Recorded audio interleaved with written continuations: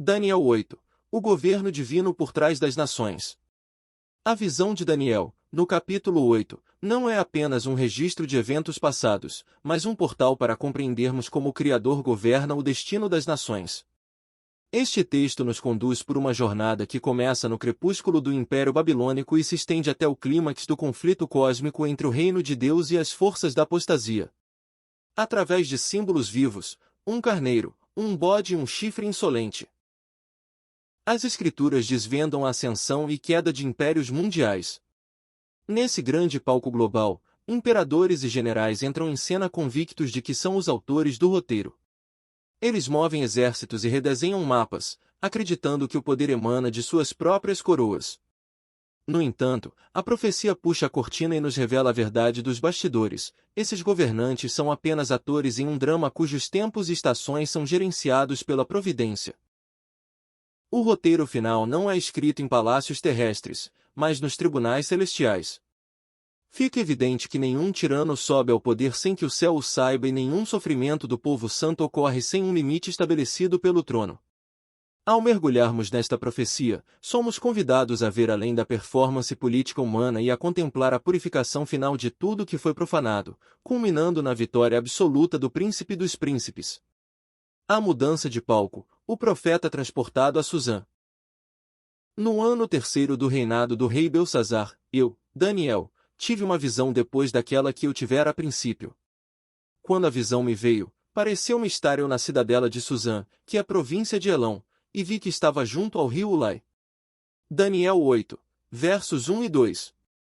Era o terceiro ano do reinado de Belsazar, por volta de 553 a.C. Daniel, à época um estadista experiente de quase 68 anos, governador e chefe dos sábios da Babilônia, recebeu uma ampliação profética da revelação anterior.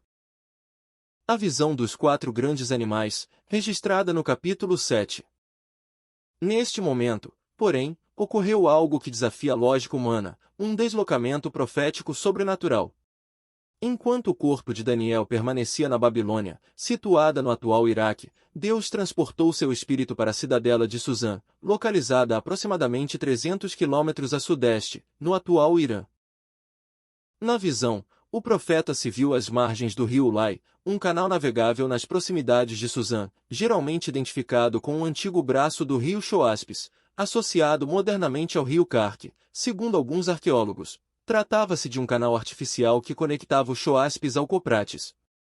Por que esse detalhe geográfico é teologicamente explosivo? Porque Susã ainda não era o centro do mundo, ela se tornaria a futura capital do Império Persa. Ao colocar Daniel lá, Deus não estava apenas mostrando o futuro, ele estava declarando sua soberania absoluta sobre a história. O Senhor tirou seu profeta do império que estava prestes a cair, Babilônia, e o posicionou, em visão, no coração do império que ainda iria se levantar, Pérsia. Essa experiência nos ensina uma verdade poderosa: Deus não é surpreendido pelas manchetes de amanhã. Ele caminha pelo futuro com a mesma familiaridade com que anda pelo presente. Para aquele que habita a eternidade, a próxima grande engrenagem da história não é uma previsão incerta, mas um território já conquistado e governado por sua vontade. A investida irresistível do carneiro Medo-Persa. Então, levantei os olhos e vi, e eis que, diante do rio, estava um carneiro, o qual tinha 2 chifres, e os 2 chifres eram altos, mas um, mais alto do que o outro, e o mais alto subiu por último. Vi que o carneiro dava amarradas para o ocidente, e para o norte, e para o sul. E nenhum dos animais lhe podia resistir, nem havia quem pudesse livrar-se do seu poder, ele, porém, fazia segundo a sua vontade, assim, se engrandecia. Daniel 8, versos 3 e 4. A visão prossegue com a figura imponente de um carneiro postado diante do rio, ostentando 2 chifres altos.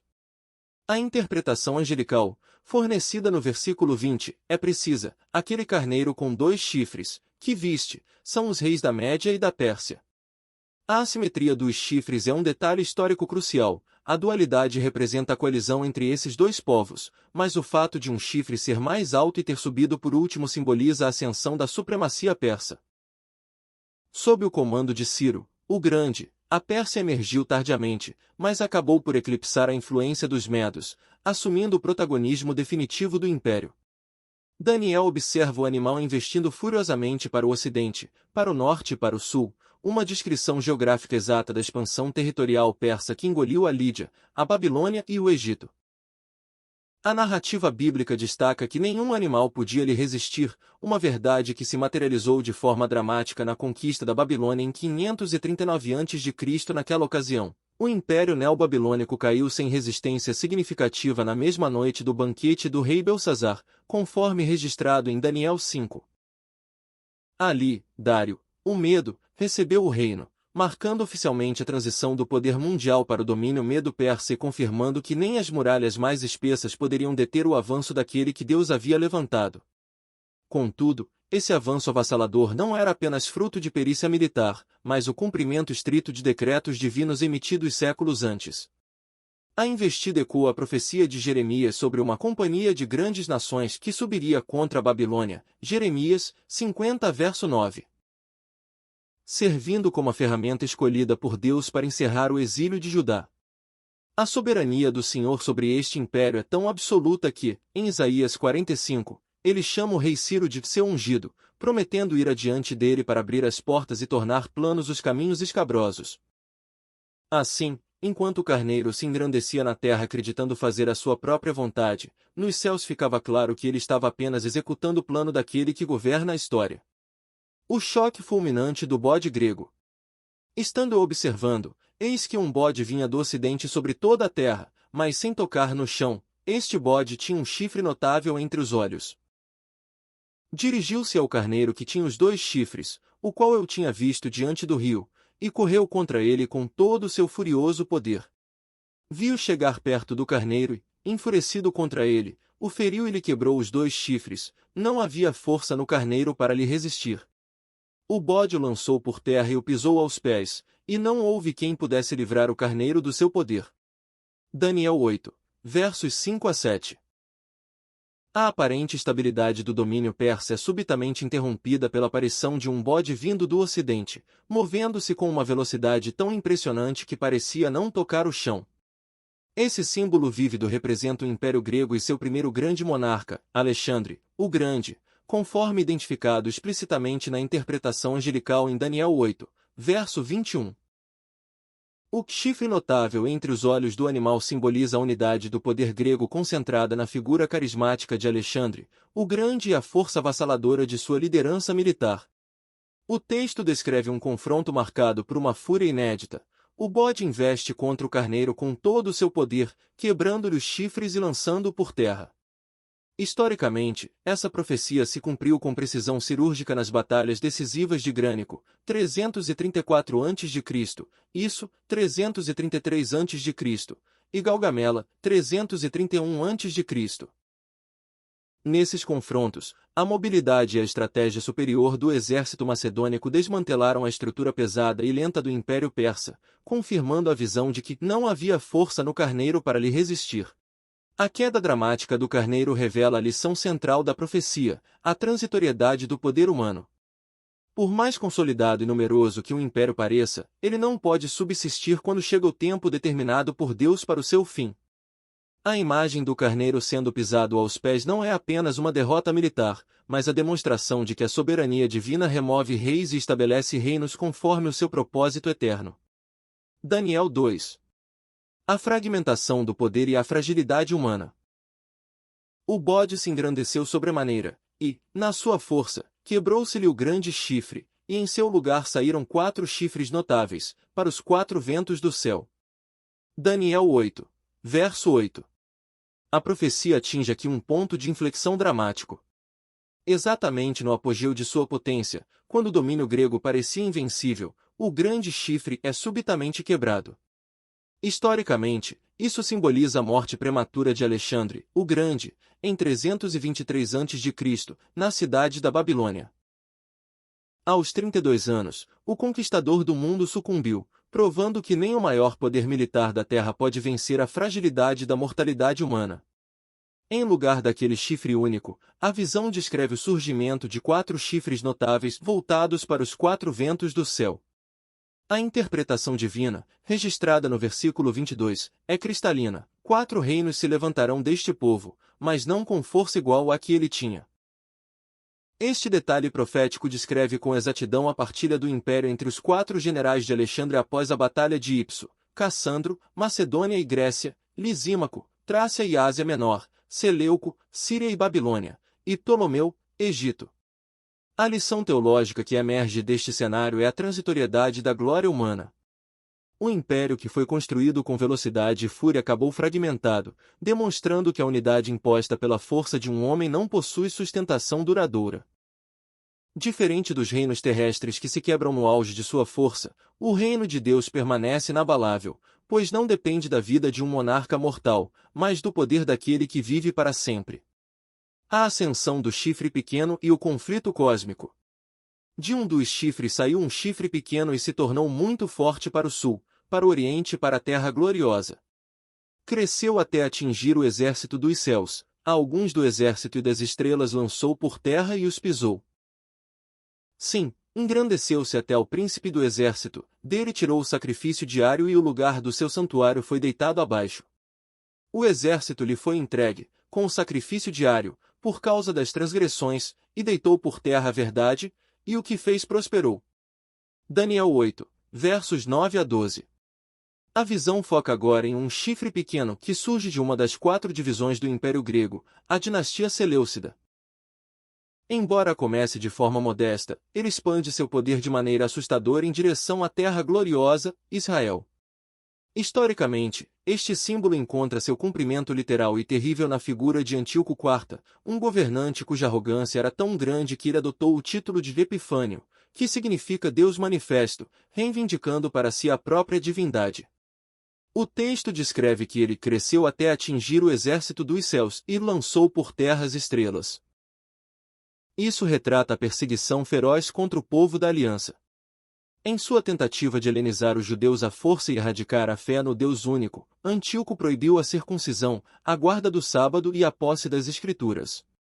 O resultado foi um banho de sangue. Registros históricos, como os de Flávio Joséfo e os livros dos Macabeus, indicam que suas investidas resultaram no massacre de cerca de 40.000 judeus em Jerusalém em apenas 3 dias, com outros tantos vendidos como escravos.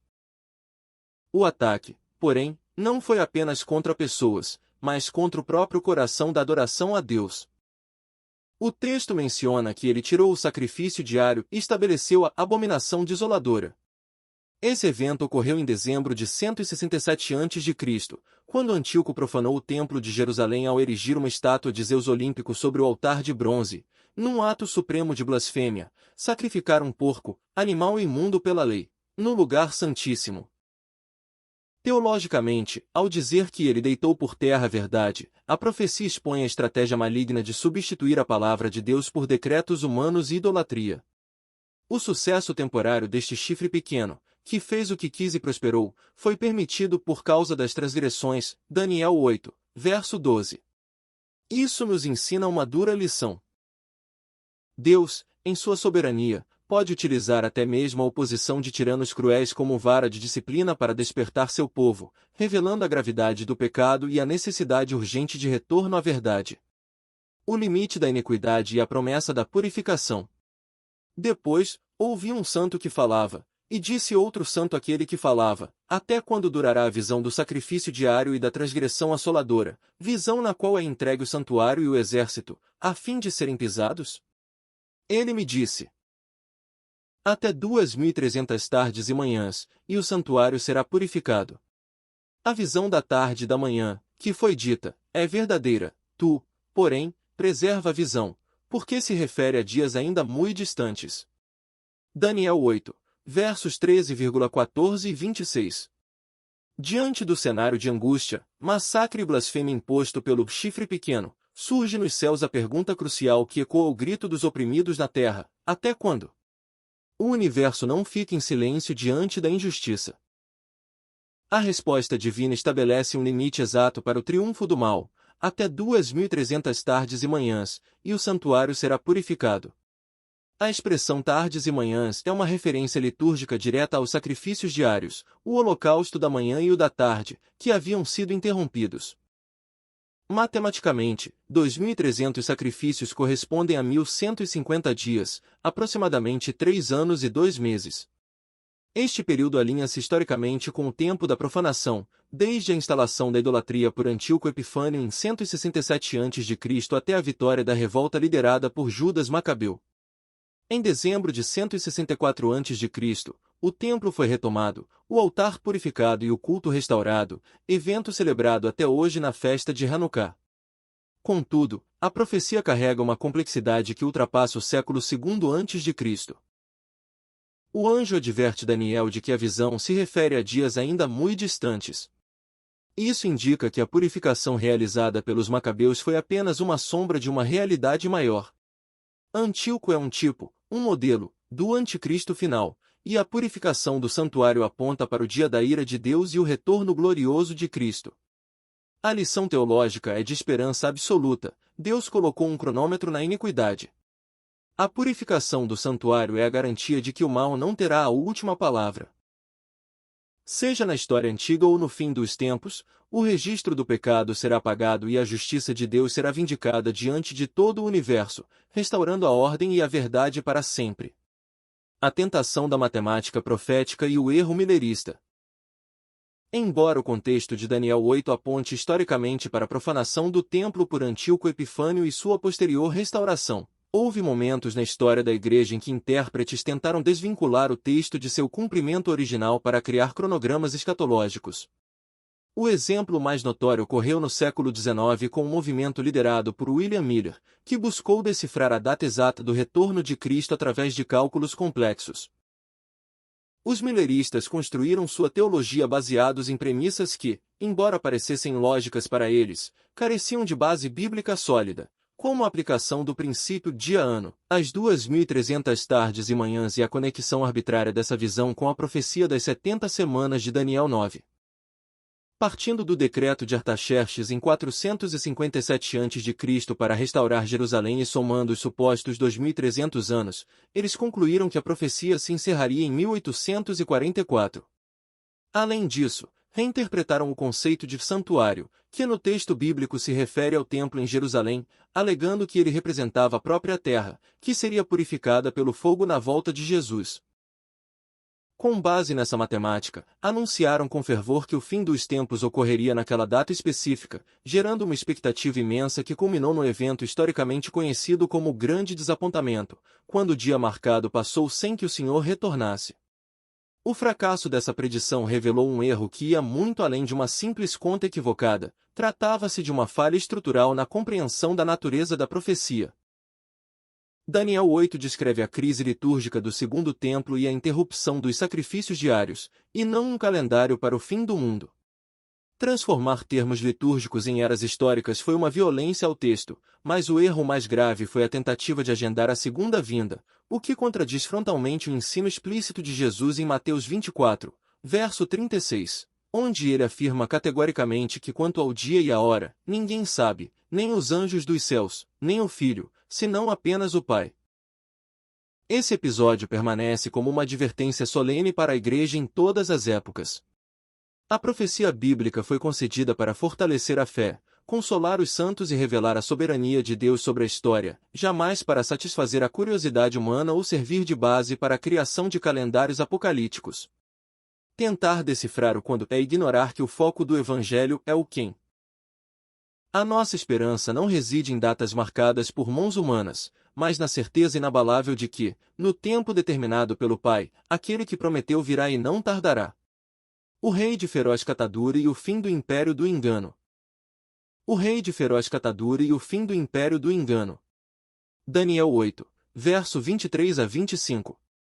Mas, no fim do seu reinado, quando os prevaricadores acabarem, levantar-se-á um rei de feroz catadura e especialista em intrigas.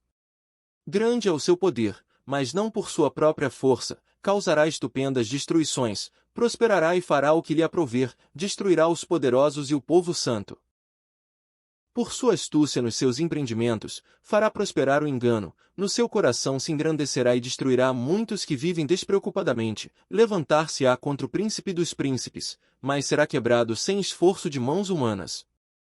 A revelação avança do tempo da purificação para a personificação do mal, culminando na descrição assustadora de um rei de feroz catadura. No hebraico bíblico, essa expressão descreve um semblante endurecido, impudente e agressivo, alguém cujo rosto não demonstra misericórdia, um termo que ecoa a descrição dos invasores cruéis em Deuteronômio 28:50. Ele é apresentado não apenas como um tirano militar, mas como um especialista em intrigas e um mestre na arte da manipulação política e espiritual, fundindo perfeitamente a figura histórica de Antíoco Epifânio com a do anticristo final. O texto destaca um detalhe teológico crucial. Grande é o seu poder, mas não por sua própria força. Essa característica encontra eco direto em Apocalipse 13, verso 2, onde o apóstolo João revela que o dragão deu-lhe o seu poder, o seu trono e grande autoridade. Ambos prosperam através da astúcia e do engano, confirmando a advertência de Paulo em 2 Tessalonicenses 2, versos 9 a 10 sobre o iníquo cuja vinda é segundo a eficácia de Satanás, com todo o poder, e sinais, e prodígios da mentira. No entanto, a sentença final traz uma esperança absoluta ao declarar que ele será quebrado sem esforço de mãos humanas, verso 25. Essa afirmação conecta Daniel 8 a outras grandes intervenções divinas nas Escrituras, como a pedra cortada sem auxílio de mãos, que destrói definitivamente os reinos humanos e estabelece o reino eterno de Deus, Daniel 2, bem como a profecia do apóstolo Paulo de que o Senhor Jesus destruirá o iníquo com o sopro de sua boca e pela manifestação da sua vinda. 2 Tessalonicenses 2, verso 8. Essa intervenção sobrenatural ocorrerá no tempo do fim, no clímax da história humana, por ocasião da manifestação gloriosa de Cristo, quando todo o poder rebelde será julgado e aniquilado, Daniel 12, verso 1, e Apocalipse 19, versos 11 a 21. Assim, o fim deste rei de feroz catadura não virá por revolução política nem por estratégia militar, mas por uma ação direta, soberana e sobrenatural de Deus, vindicado para sempre a santidade do seu povo e a supremacia do seu reino eterno. Daniel 7, versos 26 e 27. Grandes lições espirituais de Daniel 8. O capítulo 8 de Daniel encerra-se com uma nota de profunda humanidade. O profeta, esmagado pelo peso da revelação, adoece. A ordem divina para preservar a visão confirma que a mensagem transcendia a antiguidade, ecoando até os dias do fim. Hoje, compreendemos o que Daniel apenas vislumbrou. A história não avança ao acaso, mas sob a soberania absoluta de Deus. Séculos antes dos exércitos marcharem, o Senhor já havia decretado a ascensão e queda da Média-Pérsia e da Grécia, provando que é Ele quem remove os reis e estabelece os reis. Daniel 2, verso 21. Para o crente, essa é a âncora em tempos de instabilidade. Nenhum tirano governa além do que Deus permite, aquele que anuncia o fim desde o princípio. Isaías 46, verso 10. Essa revelação expõe a fragilidade do poder humano. As figuras do carneiro e do bode demonstram que toda força política, militar ou econômica é passageira diante do plano divino. Enquanto as nações confiam em carros e cavalos, Salmos 20, verso 7, nossa esperança deve estar no reino inabalável de Deus, Hebreus 12, e 28. Há nisso um consolo profundo, o sofrimento dos eleitos tem limite. A pergunta até quando? Daniel 8, verso 13. O céu responde com um prazo definido, lembrando-nos que o mal jamais ultrapassa as fronteiras estabelecidas pelo Altíssimo. O choro pode durar uma noite, mas a alegria vem pela manhã. Salmo 30, verso 5. Por fim, Daniel revela a batalha espiritual por trás da geopolítica, mostrando que o poder do rei de feroz catadura não procedia apenas de si mesmo, ecoando a advertência de que nossa luta não é contra carne e sangue. Efésios 6, verso 12. O desfecho, porém, já está decretado. O inimigo será quebrado sem esforço de mãos humanas. A solução definitiva não virá de urnas ou tratados, mas da intervenção sobrenatural de Cristo, a pedra cortada sem auxílio de mãos. Daniel 2, versos 34 e 45. Nossa esperança é cristológica. No fim, todo joelho se dobrará diante do príncipe dos príncipes. Assim como Daniel aprendeu a enxergar as nações sob a ótica da soberania divina, nossa geração não pode permanecer cega ao cenário atual. Devemos discernir as forças que se levantam contra a aliança de Deus, atingindo Israel e a Igreja fiel. Apocalipse 12, verso 17. É urgente desmascarar agendas que cerceiam a liberdade de consciência e apoiam regimes perseguidores de judeus e cristãos. Não podemos ser cúmplices do engano, devemos firmar nossos pés na verdade imutável das Escrituras. Se esta mensagem edificou a sua vida, ajude-a a alcançar ainda mais pessoas. Curta, compartilhe e inscreva-se no canal. Que a paz do Príncipe dos Príncipes esteja com você. Espero você no próximo vídeo. Professor Antônio Lima. Brasília, DF, 6 de janeiro de 2025.